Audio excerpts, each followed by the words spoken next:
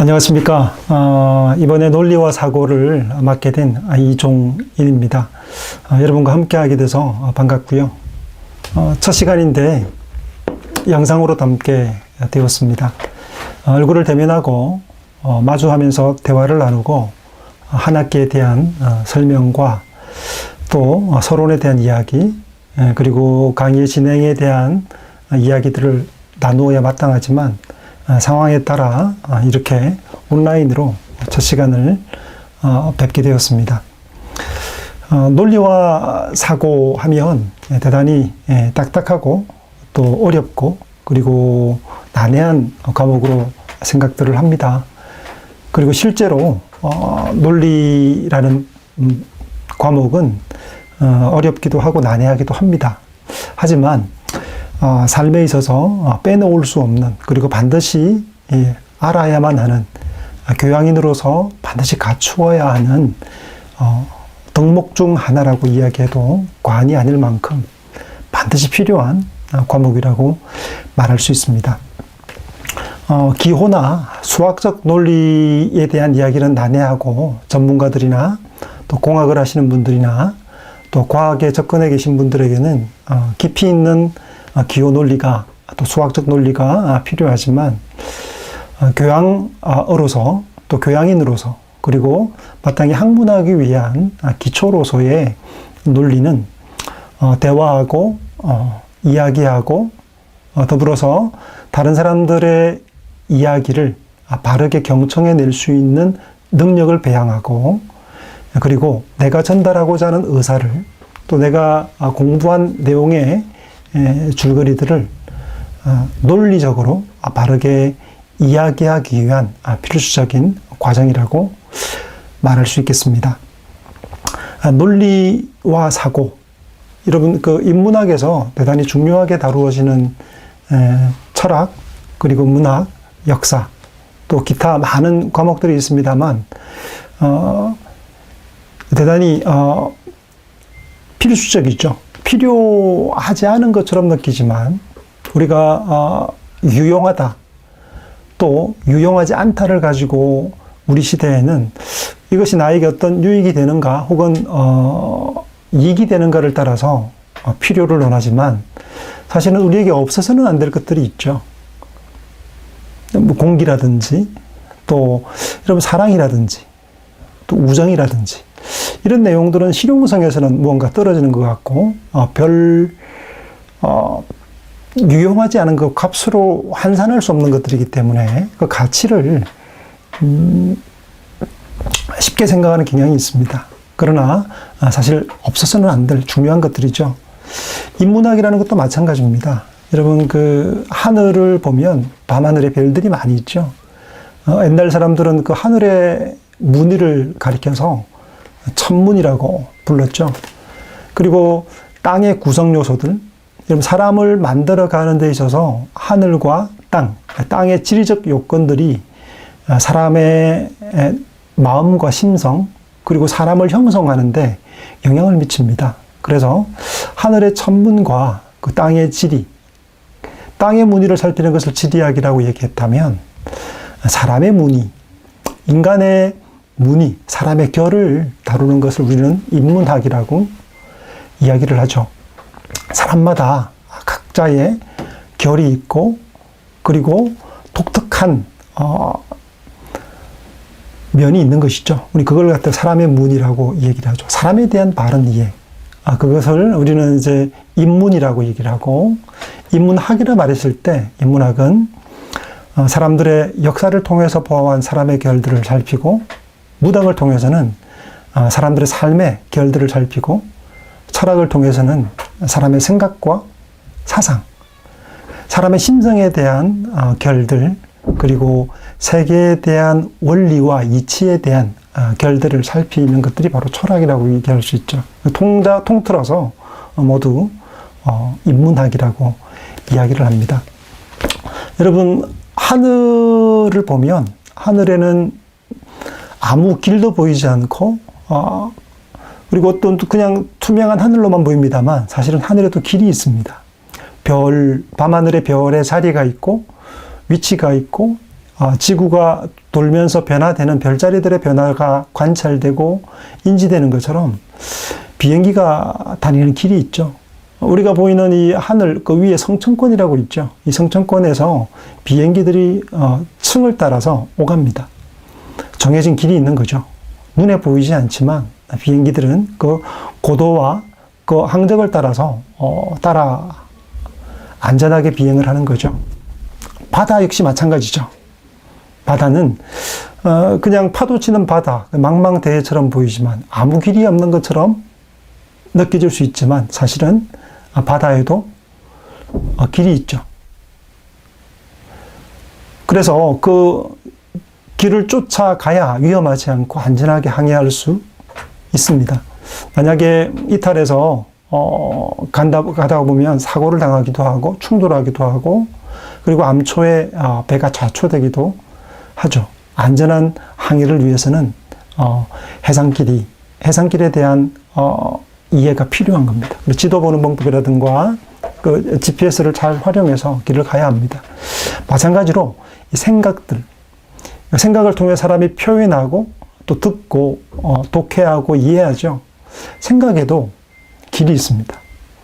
그 생각하는 길이 바로 우리가 오늘 또 우리 한 학기 동안 다루게 될 논리라고 이야기할 수 있습니다. 생각의 길. 생각들을 마구잡이로 하는 것들은 궤변이라 그럽니다. 앞뒤가 안 맞는 이야기, 그리고 대화를 하다 보면 저 사람이 무슨 얘기하는지를 모르겠어요. 생각의 길이라든지 말하는 기술, 설득의 능력들이 떨어지면 이 논리가 빠지게 되면 상대를 설득할 수도 없고 또 상대에게 자신의 생각을 전달하기도 어렵고 난해합니다. 그래서 논리적으로 그리고 바르게 전하기 위해서 이 논리를 배우는 것은 꼭 필요한 것입니다. 그래서 필요 없는 것처럼 보이지만 사실은 가장 실용적인 것이죠. 이러면 사람을 이해한다는 것, 이건 뭐 인문학을 한다는 것, 돈이 안 된다, 뭐 경제적으로 큰 유익이 없다라고 말할지 모르지만 이것이 없다고 생각해 보십시오. 쓸모없다고 생각하는 것들의 가장 중요한 쓸모, 사람은 사랑하지 않고 살 수 없고 또 사람은 자기 자유에 대해서 생각에 대해서 표현하지 않고 살 수 없는 것처럼 대화할 수 없다는 것, 소통을 바르게 할 수 없다는 삶이라고 얘기할 때 그 삶은 어떻게 될까요? 네, 대단히 중요한 내용이라고 할 수 있습니다. 논리 역시 마찬가지겠죠. 논리는 영어로는 그러니까 로직이라고 이야기합니다. 그 로직이라는 말은 고대 그리스어의 이 로고스라는 단어에서 나왔습니다. 지금까지 알려진 바로는 가장 먼저 이 로고스라는 단어를 사용한 인물로는 헤라크레이토스를 꼽고 있는데요. 헤라크레이토스가 사용했던 로고스는 우리 현대에는 언어로 사용하기도 하고 진리로 사용하기도 하고 때로는 신약 성경에서는 예수 그리스도로 표현하기도 하고 또 논리로 표현하기도 합니다만 헤라크레이토스가 말했던 이 로고스라는 말은 원리라는 단어를 가지고 의미를 가지고 있습니다. 그러니까 만물을 움직이게 하고 또 추동하는 그 핵심, 본질, 그 움직임의 원리, 이걸 이제 로고스라고 불렀죠. 여러분, 그 성리학, 우리 조선을 건국할 때 정도전을 비롯한 이 사대부들이 조선을 건국할 때의 핵심 철학이 성리학이었습니다.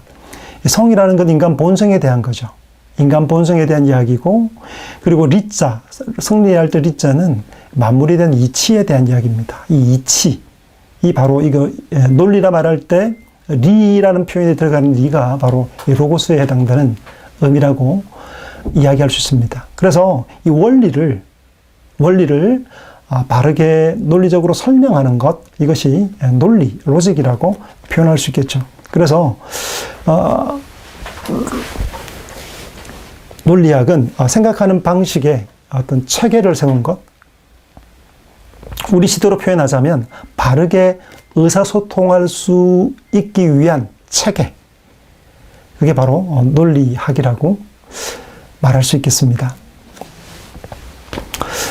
논리는 생각하는 길이라고 말씀드렸습니다. 생각의 공식이 있고 길이 있다는 거죠. 오래전부터, 정말 오래전부터 이 논리학은 시작되었습니다. 수천 년 동안 사람들은 생각하는 길들을 만들어 왔고 개척해 왔습니다. 그래서 우리가 논리학을 공부한다 말할 때 그것은 이전의 성현들과 이전의 학자들과 또 이전의 훌륭한 스승들이 말했던 그리고 세워두었던 그 체계들을 단시간이지만 그것들을 파악하고 습득함을 통해서 그들이 만들어 놓았던 생각의 길들을 학습하고 그것을 내 것으로 받아 누리는 그런 작업이라고 말할 수 있겠죠. 아이가 태어나서 논리를 습득합니다. 말하는 것을 배우죠. 그리고 생각을 합니다. 근데 생각을 하되 마구잡이로 생각하지 않고 이것을 구성해낼 수 있는 능력을 인간이 가졌어요.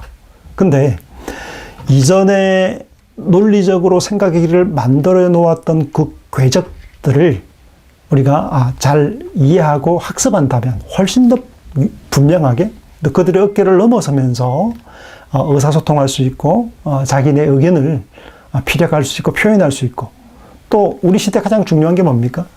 여러분 비즈니스 하려면 상대를 설득해야 되지 않습니까? 여러분이 만약 보험사 직원으로 스카우트되고 또 사원이 되었다면 사람을 설득해야 되지 않습니까? 그 설득하는 방법이 뭐냐면 논리를 따라댑니다. 만약 사람에게 논리가 없다면 상대를 설득할 수 없습니다.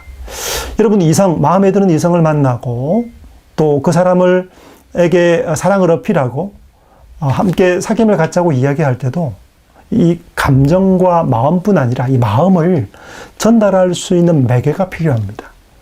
논리적으로 상대를 설득할 수 있는 능력이 필요한 것이죠.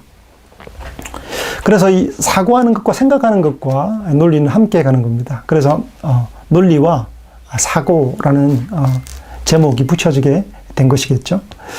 세계와 그리고 사물, 어떤 것을 믿을 것인지 이런 경험하는 많은 이야기들 또 들려오잖아요. 하늘의 별에 대한 이야기, 그리고 오늘날로 말하면 그 포털 사이트에 올라오는 또 미디어를 통해서 우리에게 들려지는 수많은 기사들과 이야기들, 그 기사들을 보면 허점들이 정말 많습니다. 나중에 논리학을 배우고 나셔서 여러분 기사를 보거나 또 미디어를 통해 접하는 정보를 접하다 보면 이들의 근거라든지 그리고 표현하는 것들이라든지 설득함에 있어서 오류들이 정말 많이 발견돼요. 그래서 어떤 것을 믿을 것인지, 그것이 옳다 판단할 것인지, 그것이 옳은 것인지 그런 것인지, 내가 선택함에 있어서 이것을 선택해야 될지의 기준을 정할 수 있는 0점을 가지게 되는, 표준점을 가지게 되는 작업이라고 할 수 있겠어요. 그래서 내가 어떤 것을 정보로가 들어왔을 때 누군가가 나를 설득할 때 그것을 받을 것인지 말 것인지를 선택하는 것, 그리고 내가 가지고 있는 내용들을 상대에게 어떻게 설명하고 설득할 수 있을 것인지, 이걸 논리이고 비판적 사고라고 말할 수 있겠습니다. 그러한 표현들에 대한 대상들에 대한 로고스를 가지는 것이죠. 로고스는 논리이고, 그리고 논리학이란 로고스 간의 관계를 체계적으로 분석하는 일이라고 말할 수 있겠습니다. 그리고 논리학은 모든 학문들의 기초라고도 말할 수 있습니다. 논리가 그 토대로, 기초로 쌓여 있지 않으면 학문은 자신이 이룬 연구한 성과들을 표현하고 또 발현하는 일이죠. 근데 그것은 언어를 통해서 이루어집니다. 이 언어가 논리적이지 않고 체계적이지 않을 때 우리는 학문으로서의 가치와 위치가 상실되거나 또 하락하게 됩니다. 여러분 논문을 쓰실 때, 또 페이퍼를 쓰실 때, 또 리포트를 작성할 때, 흔히들 말하는 글쓰기를 행할 때도 우리가 논리의 기초를 알고 있을 때와 그렇지 않을 때가 차이가 정말 많이 나게 될 것입니다. 심리학, 사이콜로지라고 말하는 심리학도요, 뒤에 보면 로지라는 말이 붙습니다. 그리고 지질학도 여러분 로지라는 말이 뒤에 붙죠. 사회학, 그리고 이 로지라는 말이 로직에서 나왔습니다. 논리라는 거죠. 심리학은 인간의 심성에 관한 원리를 다루는 학문인 거죠. 인간의 마음에 대한 또 인간의 기질에 대한 것에 대해서 학문적으로 논하는 그 추동하는 원리가 뭔가, 사람을 그렇게 움직이고 작동하게 만드는 것이 무엇인가를 그 원리를 파악하고 증명하는 것, 심리학이죠. 지질학은 토질에 관해서 그렇게 연구하고 학문하는 것. 그리고 사회학은 뭡니까? 소시올로지라고 말할 때 인간 사회 현상에 대해서 논하는 학문이라고 말할 수 있겠죠. 그래서 논리의 적용을 받아야만 학문들이 성립할 수 있게 됩니다. 왜 교양 과목에 논리가 들어오냐면 여러분이 진행하고 공부하고 학문하게 될 모든 과목에 있어서의 밑바탕, 그것을 논리적으로 설명하고 말하기 위한 기초이기 때문에 논리학, 여러분 교양 과목이 되는 것이라고 할 수 있겠습니다. 논리학, 로직, 전제로부터 결론을 이끌어내는 추론의 방법과 규칙을 탐구합니다. 말이 좀 어려워서 여러분 그 단어들이, 용어들이 좀 어렵고 또 생소해서 어렵게 느껴집니다만 저와 함께 정말 쉽게, 그리고 왜 이런 용어들을 풀어갈 뿐 아니라 우리 삶에서 정말 기묘하게 결합되어 있는 내용이라는 것을 하나하나 풀어가려 합니다.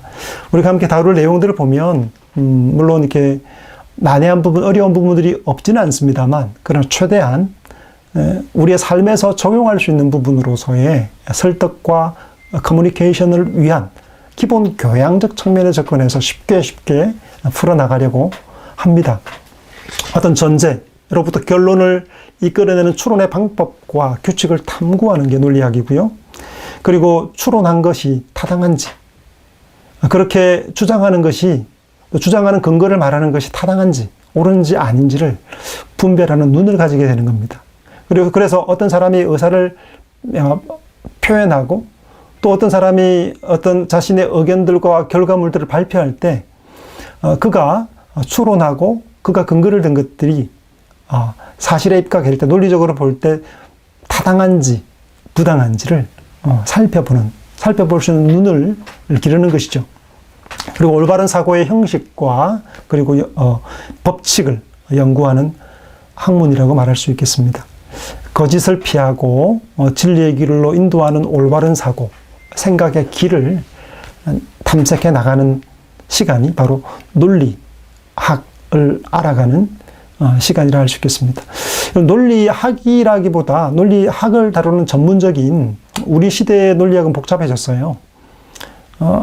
아리스토텔레스로부터 시작된 논리학이 설득과 일반적인 소통되는 것들보다 더 훨씬 더 진보되고 다단해졌습니다. 그럼 그 다단한 것들은 우리 기초 시간에 다룰 내용들은 아닙니다. 그래서 전문적인 기호 논리학은 전공하시는 분들에게 본격적인 과목들이 아마 열려있을 겁니다. 저와 여러분은 한 학기 동안은 논리학을 우리의 삶에 적용하는 부분에서, 그리고 우리에게 주어지는 어떤 다양한 이야기들 가운데서 오류들을 찾아내고 또 바른 것들을 구별해내고, 또 내가 상대와 대화하고 토론할 때 상대의 토론과 이야기 중에서 격식 있게 바르게 자기의 의견과 주장을 피력할 수 있는 능력들을 길러가는 과정으로 한 학기를 보내고자 합니다. 논리학을 왜 필요할까요? 묻습니다. 그 재미도 없을 것 같고 또 난해한 과목을 왜 합니까? 라고 묻습니다. 그렇지만 민주사회 시민으로 살아가기 위한 가장 기본적인 필요라고 말할 수 있습니다.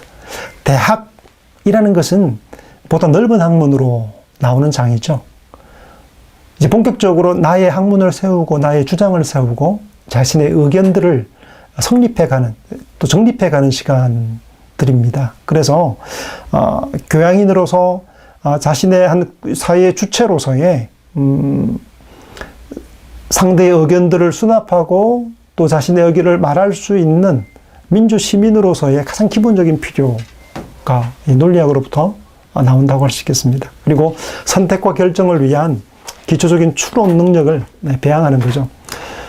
친구 가니까 나도 따라가고, 이런 다른 여러 의사들에 대해서 내가 판단할 수 있는 능력, 대중이 가기 때문에, 많은 사람이 그렇게 선택하기 때문에 나도 그렇게 가야 하는 관습이 아니라 논리적으로 그것이 타당한지 부당한지를 살펴서 선택을 올바르게 할 수 있도록 능력을 길러주는 것이고요. 그리고 자유로운 토론을 통해서 상대를 설득할 수 있는 능력입니다. 우리 시대만큼 사실은 토론 그리고 커뮤니케이션이 중요해진 시대가 없죠. 정보가 너무 많습니다. 그리고 많은 정보들이 있다 하더라도 그것을 잘 조립하고 조합하고 그리고 논리적으로 어떻게 상대를 설득하느냐가 정말 중요해진 시대를 살고 있어요. 단지 정보만 있다고 그에 따라가는 것이 아니라 그걸 취합하는 능력 그리고 자신이 가진 방법론으로 의사를 표현할 수 있는 능력들은 정말 중요합니다. 훨씬 더 중요해졌습니다. 이성적 사고와 논리적 표현 그리고 잘못된 궤변에 속지 않을 수 있는 방법, 이 논리학이 우리 시대에 꼭 필요한 유용한 학문이라는 것을 알려드리고 싶습니다. 현대의 수사학을 포함하여서 논리학은 중요한 학문에서 밀려났죠. 실용적인 학문들과 또 실제 돈이 되는 학문에 의해서 인문학을 포함해서 논리라든지 또 수사학, 의사 표현하는 방법 이런 것들이 많이 밀려났어요. 커뮤니케이션 이론이나 법학적 수사학 혹은 여러분 뭐 탐정이 된다거나 아니면 경찰 정말 이제 탐색하는 그런 전문적인 사람들이 아니고서는 논리학에 소홀해지기가 쉽습니다. 대학에서조차도 설득과 토론을 위한 논정 강의가 드문 것이 사실은 현실이죠. 그래서 사실은 아카데미즘에 빠진 현대 교육의 맹점이라고 말할 수도 있습니다. 그러니까 실제적으로 이것을 표현해내고 말할 수 있고 또 토론을 통해서 증진시켜가기 위한 학문이 필요하죠. 저널리즘에 빠지거나 한쪽은 아카데미즘에 빠지거나 이 둘 양쪽에 치우쳐서 한쪽은 대화 없는 논리적으로 설득이 없는 수사학에 빠져버린 학문으로 일반 사람들에게 설득이 안 돼요. 전문가의 영역으로 들어가 버리기 때문에 그 전문가의 영역에 있는 것들을 가져오는 것이 안 되는 겁니다. 그리고 이 저널리즘에 빠져 있으면 보다 깊이 있는 내용들을 설명하기 어렵죠. 신문기사들이나 미디어를 통해 접하는 것들은 한계가 있습니다. 그 사이에서 아카데믹한 것들을 풀어 설명할 수 있는 능력들을 배양해야만 사실은 소통하고 살 수 있고 그것이 실용적으로 설명될 수 있는데 이 매개 역할을 할 수 있는 이 논리가 빠져있기 때문에 그런 일들이 벌어지는 것이죠. 현대야말로 어느 시대보다 설득을 위한 논리가 기묘한 시대입니다. 앞서 말씀드렸습니다만 친구 관계에도 의사소통이 필요하죠. 연인 관계에도 필요하고 부모와 자녀 간에도 부부 간에도 이 논리적인 의사소통의 능력들은 대단히 중요합니다. 이 들을 수 있는 능력이 필요하죠. 오해하지 않고 들을 수 있는 능력도 되게 기묘한데 이런 논리가 기묘한 시대입니다. 회의도 많이 가죠. 상담도 하죠. 교육하잖아요. 그리고 면접 보지 않습니까? 취업 면접 볼 때 취업관이 묻는 그 질문에 대한 의도를 파악하고 그것에 따른 논리적으로 체계적으로 그 근거를 들어서 표현하는 방법이 더 중요해진 시대예요. 정치인들 같은 경우에 또 혹은 어떤 회사의 요직을 맡거나 또 보스가 되었을 때 사람들을 설득하고 사람들로 하여금 같이 함께 어우러지도록 만들고 정치인 같은 경우 유권자들의 마음들을 그 근거를 따라서 자신을 지지할 수 있도록 설득하는 작업들 중요한 거죠. 교육도 마찬가지고요. 회의 같은 경우도 마찬가지죠. 회의에 참여해서 옳고 그름을 분별해내고 결론을 도출해가는 과정들 이것들은 중요한 겁니다. 우리가 살다 보면 피할 수 없는 두 가지를 만나죠. 갈등입니다. 여러분, 갈등이 왜 일어날까요? 어떤 사건과 사고를 통해서 나타납니다만, 그러나 사건을 통해서 반드시 일어나는 것만은 아닙니다. 사건이 일어난 다음에 그 사건을 해결하는, 그 문제를 어떻게 풀어내는 문제에서 주로 갈등이 격화되는데요. 그 갈등을 풀어내는 방법은 언어죠. 상대를 설득하고 설명하고 이해시키는 일이죠. 살아가면서 갈등 안 겪는 사람은 아무도 없을 겁니다. 우리 모두는 갈등을 겪어요. 어려움을 겪습니다. 친구 관계에서 갈등을 겪지 않는 사람 있습니까? 또 여러분, 연인과의 관계에서 갈등 겪지 않는 사람이 있습니까? 없죠. 있을 겁니다. 개인 대 개인으로, 또 개인과 집단 사이에서, 또 집단과 집단 사이에도 적대감이 있는 겁니다. 이 문제를 해결해 갈 수 있는 힘이 필요한 거죠. 안 그러면 깨워져야 되고, 갈라서야 되고, 서로 미워하는 사이로 머물러야 합니다. 풀어낼 수 있는 방법, 우리 피할 수 없는 갈등들을 봉합하기 위한 최선과 차선을 찾아나가는 방식 필요한 거죠. 삶에 영향을 미치는 판단과 의사결정, 하나는 갈등이고 하나는 선택의 문제입니다. 기로에 섰을 때 막무가내로 달려들지 말고 선택을 올바르게 할 수 있는, 이성적으로 사고하고 논리적으로 결정할 수 있는 그런 일들은 피할 수 없어요. 그럼 인생은 선택의 연속이 아니겠습니까? 끊임없이 선택해야 되죠. 선택을 잘못하고 열심히 아무리 달려도 방향이 바르지 않으면 헛수고하기가 쉽습니다. 바른 선택, 바른 결정, 바른 판단, 이것에 논리가 필요한 거죠. 논리와 사고는 갈등 해소를 위한 대화와 설득법, 상대를 설득하는 법들에 대해서 얘기할 겁니다. 논리적으로. 왜냐하면 이건 정말 중요하기 때문에 그렇습니다. 어떻게 논리적으로 오해하지 않고 상대를 설득할 수 있을 것인가 하는 내용들. 갈등을 어떻게 봉합할 수 있는가. 문제가 생겼잖아요. 생기지 않을 수 없습니다. 사건과 사고가 있습니다.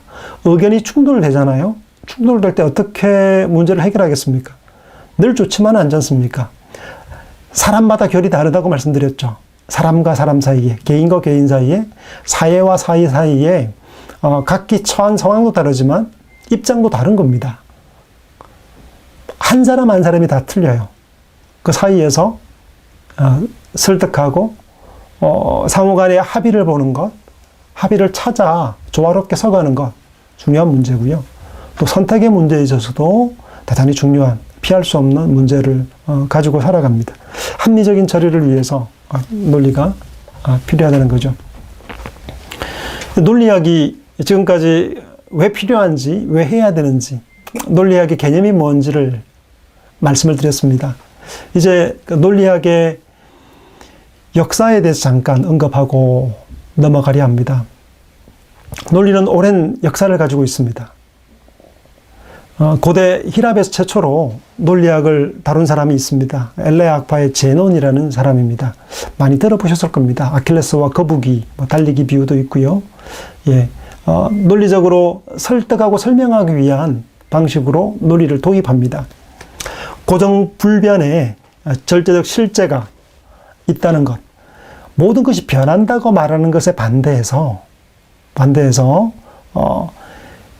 고정불변, 변하지 않은 원리가 있습니다.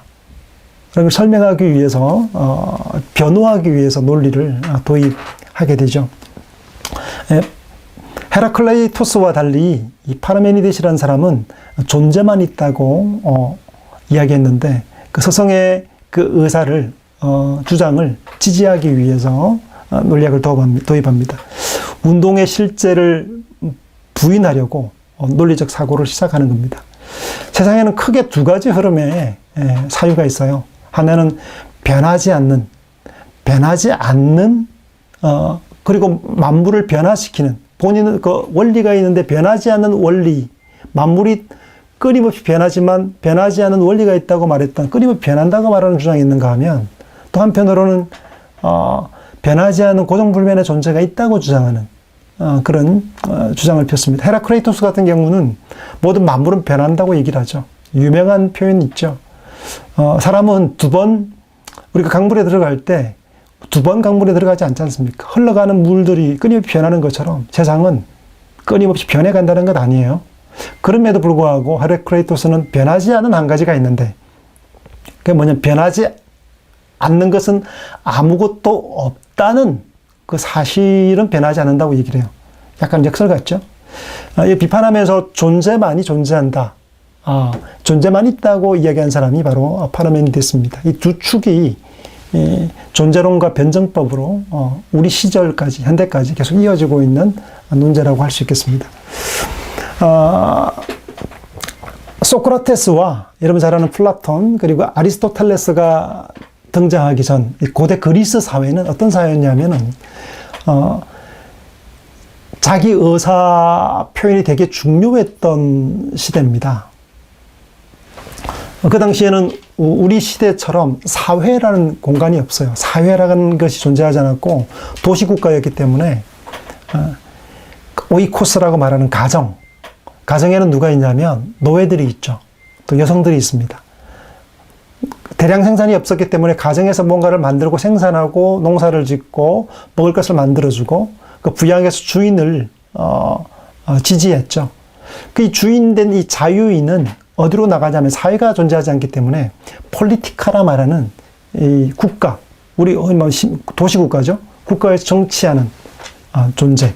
그래서 오이코스와 폴리티카, 정치할 수 있는 국가만 존재했습니다. 이 도시국가에서는 뭐 했냐면 정치하고 자기 의사를 표명하는 역할을 하고 살았습니다.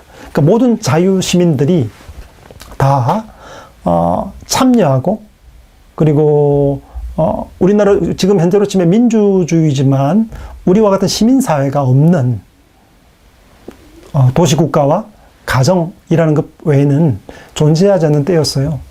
그리고 한 자유인은 자기의 의사를 표명할 수 있었고 투표에 참여할 수 있었습니다. 그래서 어떤 시대보다 자신의 재산과 자신의 자유와 목숨을 지키기 위해서는 논쟁하고 토론하고 또 상대를 이길 수 있는 그런 어떤 비법들, 논쟁법들이 되게 중요하게 다루어졌던 시대입니다.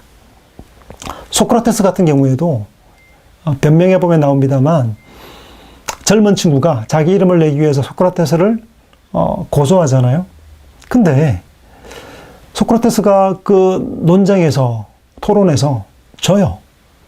361대 140으로 배심원들의 판결에 의해 사형 선고를 받고 죽습니다. 지금은 우리 변호사들이 있잖아요. 변호사를 사면 또 기업체들은 자기의 이권을 보존하기 위해서 로펌을 운영하잖아요. 대신하는 사람이 있죠. 지금 변호사들 찾아가지 않습니까? 법률적인 부분을 전문으로 담당하는 사람들이 있습니다. 그러나 그 당시에는 없었어요. 자유인이면 스스로 자기의 재산과 생명을 지켜야 했습니다. 그 생명과 재산을 지키는 방법이 뭐였냐면 바로 이 논정입니다. 설득하는 법입니다. 논리가 필요한 거죠. 이 재판에서 이기기 위해서 또 상대의 재산을 또 내 재산으로 가져오기 위해서 이 도전들이 일어날 때 그것을 잘 방어할 능력들은 필수였어요. 그때 유행했던 게 뭐냐면 소피스트라 말하는 학원들이 운영했습니다. 그 설득과 논리, 소위 말하는 궤변들 통해서라도 상대를 이길 수 있는, 설득할 수 있는 힘들을 기르는 것들이 필요했기 때문에 사람들은 이곳저곳 학원으로 등록해서 비싼 돈을 싸들고 가서 배웠어요. 또 실제로 배우지 않으면 문제가 생길 수 있었기 때문에 자기 생명과 자기의 재산은 자기가 지켜야 되는 거죠. 그래서 변호사를 살 수 없는 시대였기 때문에 자기가 스스로 익히고 배워야만 했습니다. 칼과 창을 들지 않았지만 사실은 말과 이 논리를 통해서 상대를 죽일 수도 있는 그런 시대였다는 걸 감안하면 이 논정이라는 것은 대단히 중요한 것이죠. 바뀌었을까요? 여러분, 현대는 어떨 것 같아요? 현대는 말이 재산을 뺏는 일과 또 보호하는 일과 관련이 없을까요? 저는 크게 관련이 있다고 생각됩니다. 그 당시처럼은 아니어도 그렇지만 스스로 판단하고 판결하고 그리고 상대 앞에서 자기의 변론할 수 있는 일들은 훨씬 더 확대되었다고 생각됩니다. 그 당시처럼 치명적이진 않지만 큰 손해나 또 혹은 자기의 어떤 주장들을 후퇴시키지 않고 바르게 지키내기 위해서 더 긴유해진 시대라고 말할 수 있을 겁니다.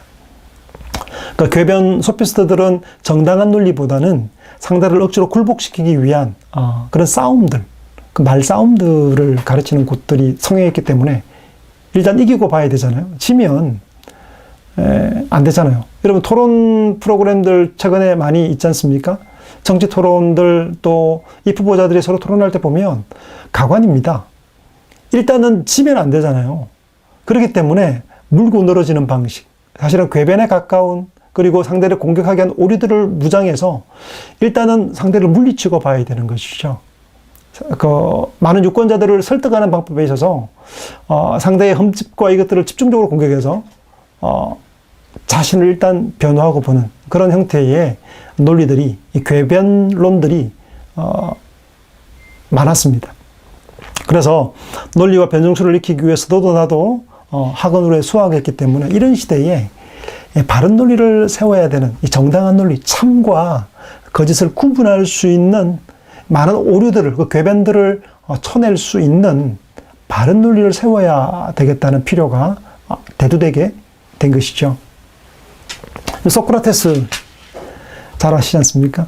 변론에서도 그렇고요. 여러분 파이돈이라는 책에 보면 그가 독배를 마시지 않습니까? 마시게 되는 과정 속에서 친구들이 소크라테스를 설득하려는 내용들, 대화들입니다. 소크라테스를 설득하려는 노력들이 보여요. 그 근거들이 쭉 나옵니다. 또 그에 맞서서 소크라테스는 자신이 독배를 마시고 죽어야 될 이유, 그리고 도망가지 말아야 될 이유들에 대해서 논증합니다. 서로 변론이죠. 거기에 그 대화 속에는 뭐가 깔려 있냐면 논리들이 차곡차곡 쌓여 있습니다. 그래서 대화지만 대화 속에는 주장과 그 주장에 따른 근거들이 나옵니다. 소크라테스의 대화법은 여러분 부정의 방법이라는 말 들어보셨죠? 삼파술. 소크라테스의 어머니가 산파였습니다. 아이를 낳는 것들을 보는 거죠. 근데 아이를 낳을 때 지금처럼 현대 제왕절개라든지 혹은 다른 여러 가지 유도분만이라든지 무통이라든지 여러 가지 방법들이 있을 때가 아니었기 때문에 이 산파술은 되게 필요했습니다. 산모가 아이를 출산할 때 잘 유도하고 잘 이끌기 위해서는 설득과 설명과 그리고 호흡을 같이 하면서 분만을 잘 할 수 있도록 돕는 기술이 필요했던 거죠. 아이를 출산하기까지의 과정을 돕는 지도하는 역할을 했던 게 바로 산파였죠. 마찬가지로 사람이 합리적인 추론에 도달하기 위해서 바르게 이끌어가는 것, 논리적으로 이끌어가는 것을 산파술이라고 그랬는데 이 소크라테스는 무엇보다 부정의 방법을 썼습니다. 마치 석공이 그 돌을 하나하나 다듬어서 조각해 나가고 떼어나가면서 형상들을 만들어가는 것처럼 말입니다. 용기가 무엇입니까? 라고 물으면 용기가 아닌 것이 무엇인지부터 하나, 이것은 용기가 아니죠. 저것도 용기가 아니죠. 이것도 용기가 아니죠. 이것도 용기가 아니죠 하면서 조각들을 하나하나 떼어나가면서 용기에 대한 개념을 찾아가는 과정을 풀어가는 이 부정의 방법을 산파술이라고 얘기를 하죠. 그리고 또 산파술도 등장했고요. 또 에픽테토스와 같은 사람들의 예정법도 등장하기 시작합니다. 사실 우리가 여러분이 알고 있는 이 경전이라든가 그리고 많은 책들은 고대에 이미 개발된 예정법에 의해서 설명되고 있습니다. 절름발이 노예였던 에픽테토스는 뛰어난 정신력을 가지고 그런 인격 때문에 스토아 학파의 고대 로마 시대의 스토아 철학의 거두가 된 인물이기도 합니다. 욕심에 대해서 욕심을 내려놓아야 될 것을 설명하면서 이렇게 얘기합니다. 입구가 좁은 병 속에 팔을 집어넣고 무화과와 호두를 잔뜩 움켜쥔 아이에게 어떤 일이 일어나겠습니까? 그 아이는 팔을 빼지 못해 울게 될 것입니다. 이때 사람들은 과일을 버려라. 그러면 손을 빼게 될 거야 라고 말합니다. 너희의 욕망도 이와 같습니다. 라고 말합니다. 욕망과 욕심에 대해서 설명하면서 예정을 드는 거죠. 항아리 속에, 좁은 입구가 있는 항아리 속에 손을 집어넣었습니다. 안에 호두가 있어요. 그걸 집었는데 손이 부피가 커졌습니다. 빠져나오지 못하죠. 손을 못 빼니까 우는 거죠. 그 호두를 내려놓고 손을 펼쳤을 때 나올 수 있는 거죠. 고대 아프리카에서도 원숭이 잡는 방법이, 사냥법이 그런 것들이었습니다. 좁은 항아리 안에다가 맛있는 걸, 원숭이가 좋아하는 물건을, 음식을 넣어둬요. 그 원숭이는 욕심이 많습니다. 그래서 항아리 속에 손을 집어넣죠. 그리고 움켜진 손을 놓아야 도망갈 수 있는데 못 놓는 겁니다. 거기서 사냥꾼은 그 무거운 항아리를 가지고 끙끙대는 원숭이를 사냥할 수 있게 되는 것이죠. 예정을 들어서, 예를 들어서 욕심을 내려놓아야 될 것을 피력하는 거죠. 우리 시대에 오면 유비논정으로 이것이 발달하게 됩니다. 석가모니나 공자, 그리고 소크라테스, 또 예수님, 노자, 장자 등 많은 사람들이, 많은 분들이 사용했던, 보통 경전들은 다 예정을 들어서 사용했습니다. 마태복음 7장 9절부터 11절 보면 이런 내용이 나와요. 너희 중에 아들이 빵을 달라 하는데 돌을 줄 사람이 어디 있느냐? 생선을 달라 하는데 뱀을 줄 사람이 어디 있느냐? 너희는 악하면서도 자기 자녀에게 좋은 것을 줄 알지 않느냐? 하물며 하늘에 계신 너희 아버지께서야 구하는 사람에게 좋은 것을 주지 않겠느냐? 예를 들어서 아버지의 공급하심에, 하나님의 공급하심에 대해서 얘기를 하고 있는 거죠. 논리학의 이제 기초를 세운 사람은 아리스토텔레스입니다. 근데 논리학이 발생하기 전 2300년 동안 이 근대까지 고대로부터 지배했던 논리학이 바로 아리스토텔레스의 논리학입니다. 플라톤도 개념들을 분류해요. 그리고 또 논리학에 기여를 합니다. 하지만 이 논리학을 학문으로 체계화한 철학자는 바로 아리스토텔레스라고 말할 수 있습니다. 칸트는 아리스토텔레스를 가리켜서 논리학의 아버지라고 불렀죠. 그래서 아리스토텔레스의 논리학은 근대 이전까지 약 2300년 동안 중세에 특히 더 그랬고요. 전체를 다 지배하는 논리학이었습니다. 그리고 실제로 지금도 설득과 우리가 함께 다루고 될, 우리가 일상적으로 대화하고 나누는 이 커뮤니케이션에 있어서 가장 기초적인 논리학으로 지금도 유용하게 살아있는 논리학이라고 말할 수 있겠습니다. 아리스토텔레스는 오르가논이라는 책을 짓습니다. 오르가논. 그러니까 오르가논이라는 이 조직이라고 표현하기도, 기관이라고 표현하기도 하는데요. 이 논리라는 표현이죠. 논리라는 이 책 안에는, 논리학 책 안에는 5가지 형부로 구성되어 있는데요. 범주론, 그러니까 실체, 분량, 성질, 관계, 장소, 시간, 위치, 상태, 능동, 수동이라는 10범주를 나누어 설명했고요. 해석에 대해서 다룹니다. 명제와 판단을 논하는 것이고요. 분석을 얘기합니다. 분석론 전서와 추리, 즉 정언적 3단 논법에 대해서 얘기를 하고, 분석론 후서에서는 논정, 정의, 분류, 기납법들에 대해서 설명합니다. 변정론에서는 개연적 기납법, 기납적 논정을 다루고 있고요. 그리고 마지막에는 소피스터들에 대한 궤변들에 대한 논박, 오류들을 지적하는 오류론을 다루고 있습니다. 이 아리스토텔레스가 다루고 있는 이 오르가논의 내용은 지금도 대단히 유용한 겁니다. 얼마나 체계적으로 다루는지 놀랍습니다. 아리스토텔레스의 수사학도 마찬가지입니다. 이러면 오르가논과 함께 수사학에서는 3가지를 얘기하죠. 로고스, 파토스, 에토스. 로고스라고 말하는 이 지식에 대한 부분과 함께 원리 있죠. 원리에 대한 것과 함께 증명하기 위한 내용이 필요하지 않습니까? 우리가 누군가를 설득하려 할 때는 컨텐츠가 있어야 되죠. 내용이 있어야만 전달되지 않겠습니까? 그 로고스가 필요하고요. 거기에 뭐가 필요합니까? 파토스, 열정이 필요하죠. 설득할 때, 상대에게 말을 할 때 감정 없이 말할 수 있습니까? 난 당신을 사랑합니다. 이렇게 표현 안 되죠. 난 당신을 사랑합니다라는 이 감정이 실린 이 파토스와 열정이 필요한 거죠. 그 다음에 뭐가 필요합니까? 에토스, 윤리죠. 삶 있죠. 행동으로 보여주는 거죠. 그래서 컨텐츠, 논리와 이 로고스와 그리고 말에 불을 담는, 온기를 담는 이 파토스와 열정과 그리고 더불어서 에토스라고 말하는 그 삶이 함께 가는, 행동이 함께 가는 방식으로 상대를 설득할 수 있다 해서 수사에서 다루고 있죠. 오르가논과 함께 중요하게 다루어지는 내용이라고 할 수 있겠습니다. 수사 그리고 논리학, 뗄 수 없는 관계입니다. 컨텐츠를 열정을 다해서 그리고 행동으로 전달한다 하더라도 이 오르가논, 이 논리가 없으면 상대를 설득하는데 애로가 있을 겁니다. 아리스토텔레스 하면 3단 논법이 많이 떠오를 겁니다. 한번 예를 들어 맛을 한번 보죠. 모든 사람은 죽는다. 그리고 소크라테스는 사람이다. 따라서 소크라테스는 죽는다. 가장 기본적인 논정인 거죠. 그렇지만 이것이 지금도 대단히 유용한 체계로 이용되고 있고 사용되고 있습니다. 그래서 칸트는 이렇게 표현합니다. 아리스토텔레스 3단 논법은 너무나 완벽해서 더 이상의 논리학은 없을 것이다 라고 생각했죠. 그렇게 표현했습니다. 실제로. 그렇지만 근대로 넘어오면서는 새로운 논리학이 또 발전하게 되는 거죠.